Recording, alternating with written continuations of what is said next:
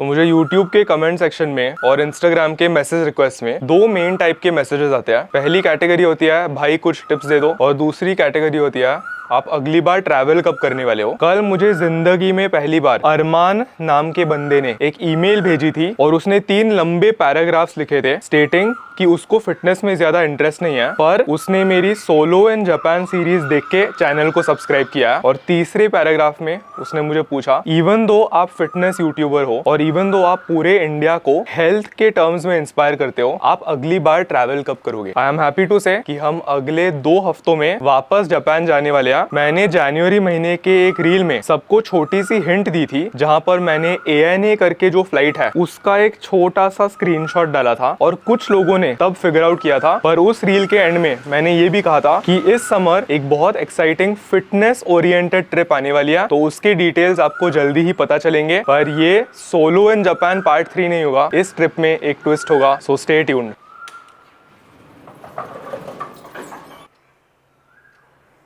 तो कुछ दिन पहले अवधूत का कॉलेज खत्म हो गया और अवधूत अब एक फ्री बॉय है। मुझे ग्रेजुएट होते हुए अब 4 साल हो गए हैं, इसीलिए मुझे वो फीलिंग पूरी तरीके से याद नहीं है। पर मुझे एक बात जरूर पता है कि जिस दिन एग्जाम्स खत्म हुए उस दिन मैं नील के घर से वापस घर आया था और मैं दुनिया ट्रैवल करने के लिए बहुत एक्साइटेड था। तो अब कॉलेज खत्म हो गया है, तू ग्रेजुएट है, ऐसी क्या चीजें हैं या क्या अपकमिंग गोल्स है जिन पे तू फोकस करना चाहता है, एंड सेकेंडली कैसा लग रहा है। बहुत अच्छा लग रहा है। मतलब जिस दिन कॉलेज खत्म हो गया, आखिरी एग्जाम थी, मैं इतना ज्यादा खुश था। कुछ लोगों के बैक के पेपर्स बचे थे तो मैं उनको बहुत चिढ़ा रहा था बट मैं बहुत खुश था कि मेरा आखिरी पेपर था। और फिर अभी तो फिटनेस पे पूरा फोकस करने वो मेरा 100% देने वाला हूँ। अभी तक बस मैं फन के लिए करने वाला था, बट अभी बहुत बड़े गोल्स है, वो मैं जल्दी बताऊंगा। और सेम पैशन है ट्रैवल करना। इस साल हम एक इंटरनेशनल ट्रिप भी करेंगे जल्दी। कांग्रेचुलेशंस। पिछले हफ्ते एक छोटा सा सीन हो गया था। ये जो आइटम है ये हर किसी फिटनेस बंदे के किचन में होना ही चाहिए। अगर आप फैट लॉस,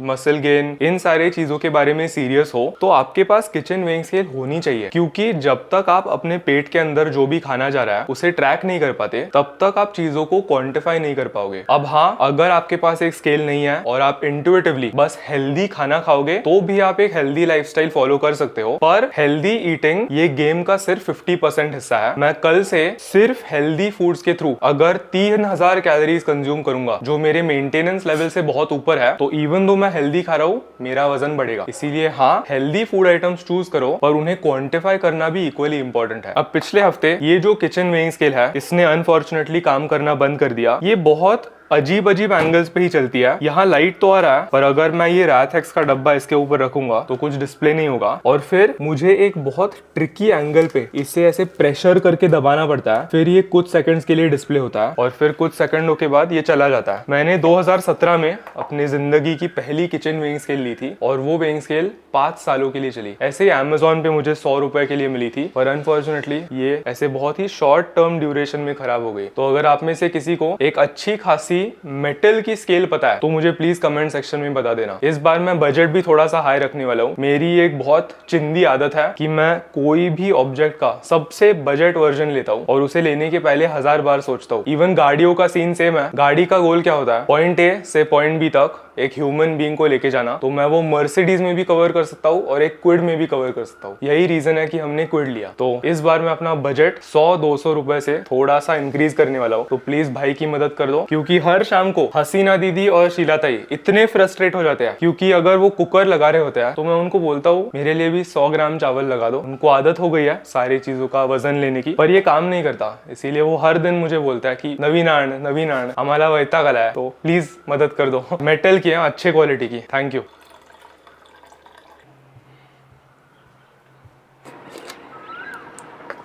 तो अगर आप मेरी ट्रेनिंग सेशंस को कैटेगराइज करोगे तो वो 2 कैटेगरीज में आते हैं। एक ऐसे ट्रेनिंग सेशंस जो मैं अच्छे दिनों पे लगाता हूँ। मेरे कॉन्टेक्स्ट में 7.5 सालों के ट्रेनिंग के बाद अच्छे दिन ऐसे होते हैं जब मेरे जॉइंट्स बहुत अच्छे फील कर रहे हैं और मुझे अपने गोल्स की ओर पुश कर रहे हैं। इस साल मैं जिम के सारे मशीन्स मैक्स आउट करने वाला हूँ। इस गोल का साथ देने के लिए मेरे जॉइंट्स को भी मुझे सपोर्ट करना उतना ही जरूरी बन जाता है। पर कुछ दिन ऐसे आते हैं जहाँ पर मैं सुबह उठता हूँ, शोल्डर में थोड़ा सा दर्द कर रहा होता है, रिस्ट जॉइंट थोड़ा सा कमजोर फील कर रहा होता है, ऐसे दिनों पे मैं दूसरे टाइप के ट्रेनिंग सेशंस लगाता हूँ जो हमारे स्लो एंड कंट्रोल कैटेगरी में आते हैं। अब इन दो ट्रेनिंग सेशंस की ब्यूटी ये है कि दोनों ट्रेनिंग सेशंस मुझे अपने गोल की ओर लेके जा रहे हैं, पर एक स्लाइटली अलग तरीके में। ये जो स्लो एंड कंट्रोल सेशंस होते हैं, at the end of the day वो सारे सेट्स भी कंप्लीट मस्कुलर फेलियर तक होते हैं। और ऐसे दिनों पे जहां पर जॉइंट साथ देते हैं और मैं थोड़ा सा ज्यादा स्ट्रेंथ फोकस मूवमेंट लगाता हूँ, वो सेट्स भी 100% मस्कुलर फेलियर तक होते हैं। मैंने इस चैनल पे बार बार क्या बोला है, हम 5 रेपिटेशन से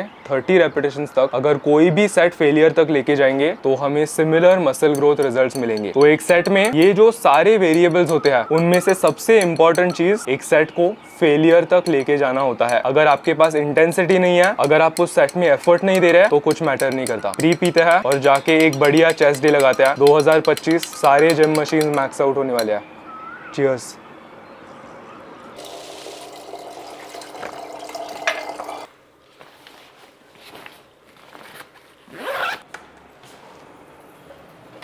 सुबह के 8:50 हुए हैं। आज संडे है और हर संडे को मुझे एक रिमाइंडर मिलता है कि मैं वेट ट्रेनिंग की जो दुनिया है उससे इंट्रोड्यूस होके कितना ज्यादा ग्रेटफुल हूँ। ऐसे बहुत लोग होते हैं जो अनफॉर्चुनेटली ये सारी चीजें कर नहीं पाते। बहुत लोग होते हैं जो हैंडीकैप्ड होते हैं, जिनको चलने का जो एक्सपीरियंस है वो भी नहीं मिला होता। तो उसे कभी मत भूलना। और अगर आप नोटिस करते हो कि आप बहुत ज्यादा कंप्लेन कर रहे हो कि यार मेरे पैर बहुत दुख रहे हैं, मेरी कमर बहुत दुख रही है, तो जस्ट बी ग्रेटफुल कि आपके पास चलने का ऑप्शन है। और जिम जाना, संडे को एक खाली जिम में ट्रेन करना, ये सारी चीजें जब भी हर बार संडे को आती है, मैं उतने ही ज्यादा ग्रेटिट्यूड के साथ उसे अप्रोच करता हूँ। तो जाके एक बढ़िया चेस्ट डे लगाते हैं। तो आज हम हमारी मर्सिडीज से जाएंगे, के क्लास लैम्बोर्गिनी, हाँ लैम्बोर्गिनी से जाएंगे। इसकी हॉर्स पावर 723 है।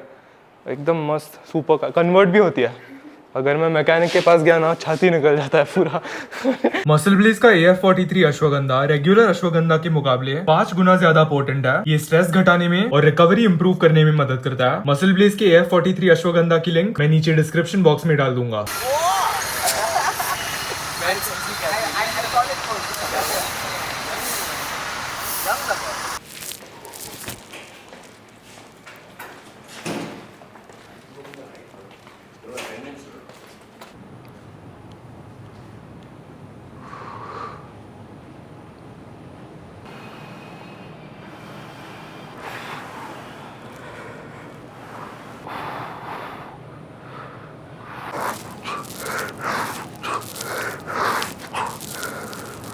स्वागत है आप सभी का आज के चेस्ट डे में। जैसे मैं आपको बालकनी में बता रहा था, कुछ ट्रेनिंग सेशंस होते हैं जहां पर मेरे जॉइंट्स मुझे सपोर्ट नहीं करते। आज उनमें से एक दिन है। परसों के आर्म वर्कआउट के बाद मेरे ट्राइसेप के साथ साथ मेरा राइट एल्बो जॉइंट थोड़ा सा दर्द कर रहा है, इसीलिए मैं अपनी यूजुअल प्रेसिंग स्ट्रेंथ परफॉर्म नहीं कर पाऊंगा। वैसे देखा, पिछले बार मुझे 110 किलो के साथ 9 रेपिटेशंस गए थे, जो एक लाइफ टाइम PR है। पर आज क्योंकि सर्कमस्टेंसेस ऐसे हैं, मैं लोड को थोड़ा सा कम करके 96+3 यानी 99 kgs के साथ एक slow and controlled 40 second set perform करने की कोशिश करूंगा, जो हमारे slow and controlled style of training के लिए एक ऑल टाइम PR होगा। तो सेम माइंडसेट, सेम मेंटालिटी, एक गोल है, let's get it.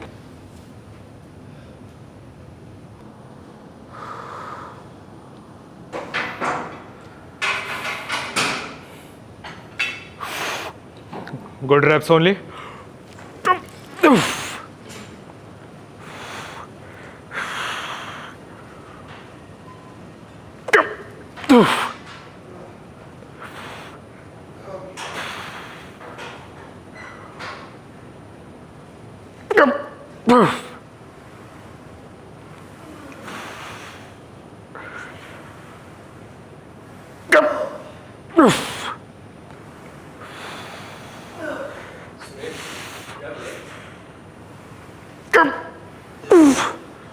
Not done yet.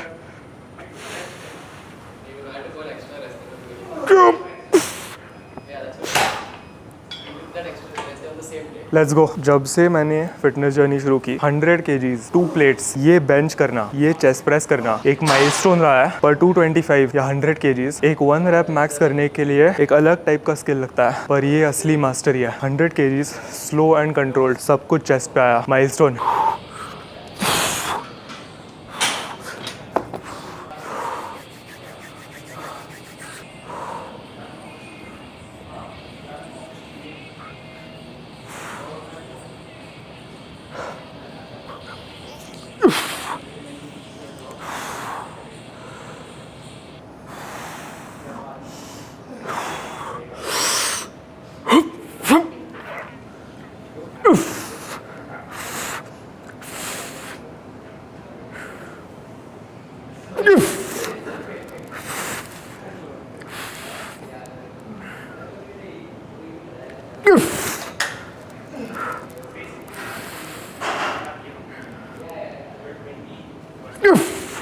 Not done yet.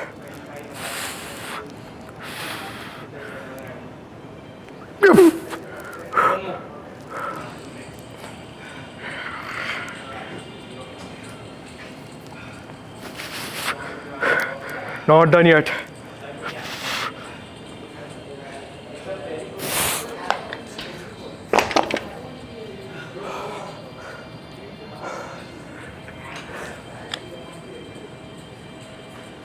मुझे बहुत लोग बोलते हैं आप अभी बॉडी बिल्डिंग ये सब कर रहे हो, बहुत अच्छी बात है, अभी आपकी कोई फैमिली नहीं है, कोई बच्चे नहीं है, जब आपके बच्चे होंगे तब आप कैसे करते हो ये हमें देखना है। ये जो थॉट है इसी से मुझे इतना ज़्यादा मोटिवेशन मिलता है, क्योंकि मेरे ट्रेनिंग प्रिंसिपल्स के हिसाब से मुझे आज ये फिजिक बिल्ड करने के लिए जिम के अंदर 45 मिनट्स लगते हैं और 20 सालों के बाद भी मुझे 45 मिनट्स ही लगेंगे, क्योंकि मसल ग्रोथ के पीछे के जो भी मैकेनिज्म्स है वो अगले 10 या 20 सालों के बाद बदलने नहीं वाले। 20 साल पहले जिन रीजंस की वजह से मसल ग्रो होता था वही सेम प्रिंसिपल्स आज अप्लाई होते हैं और वही सेम प्रिंसिपल्स 20 सालों के बाद अप्लाई होंगे। इसीलिए हाँ, 20 सालों के बाद मेरी रिस्पॉन्सिबिलिटी बढ़ जाएगी, मेरी एक फैमिली होगी, मेरे बच्चे होंगे, मुझे उनको स्कूल छोड़ना पड़ेगा, उनके PTMs के लिए जाना पड़ेगा, पर जिम में 45 मिनट्स अगर मैं नहीं दे सकता then I am not a man. और मैं ये कर दिखाने वाला हूँ, क्योंकि मैं इंटरनेशनल नेचुरल बॉडी बिल्डिंग को और वो सारे एथलीट्स को बहुत ज़्यादा फॉलो करता हूँ। एक कॉमन फैक्टर पता है क्या है? अगर आप WNBF प्रोज के मास्टर्स डिवीजन को देखोगे तो उन सारे एथलीट्स की जो एज रेंज है वो 40 से 60 इसके बीच में है। मसल ग्रोथ नेचुरली एक बहुत स्लो प्रोसेस होती है, और अगर आपने टीनेज डेज में बिल्कुल मेरी तरह ये जर्नी शुरू की है तो गेस व्हाट, आपको अपने पीक तक पहुंचने के लिए, आपको अपने प्राइम तक पहुंचने के लिए बहुत सारे साल लगने वाले हैं। और मैं अपना प्राइम कल नहीं हिट करूंगा, अगले महीने नहीं हिट करूंगा, अगले साल नहीं हिट करूंगा, जब मैं अपने 50s में होऊंगा तब मेरे पास जितना मसल ग्रोथ और ट्रेनिंग एक्सपीरियंस होगा उसके बाद मैं अपने प्राइम पे पहुंचने वाला हूँ। तो हाँ, आप 40s के एज में ये कैसे करोगे मैं दिखाऊंगा आपको, मैं दिखाऊंगा। और ब्यूटी पता है क्या है? जब मैं 17 साल का था तब मैंने अपनी फिटनेस जर्नी डॉक्यूमेंट करना स्टार्ट की थी। गेस व्हाट, जब मैं 50 इयर्स ओल्ड हूँगा I will still be documenting 47 years की ट्रेनिंग डायरी, 47 इयर्स का ट्रेनिंग जर्नल पूरे यूट्यूब पे रहेगा। तब आप मुझे वापस कमेंट करके बता सकते हो कि आपने कर दिखाया।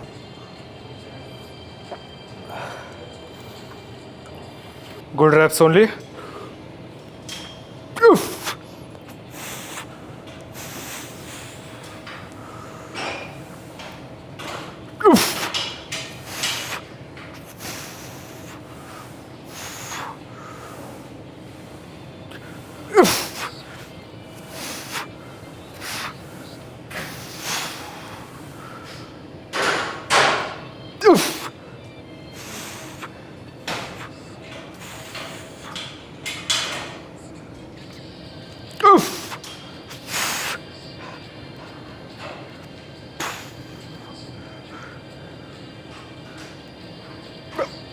Not done yet.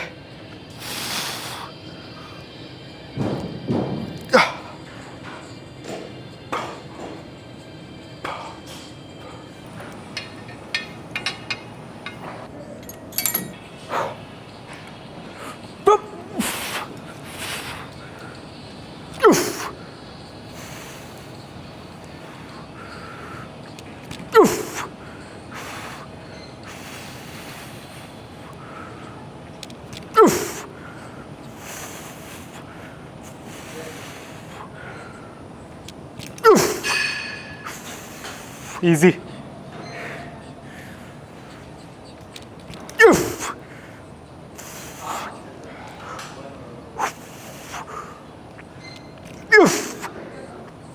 Not done yet.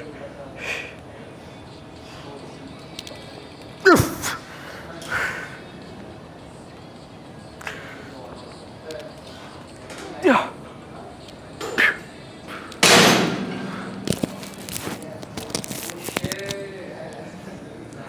Last set. Best set. Let's go home.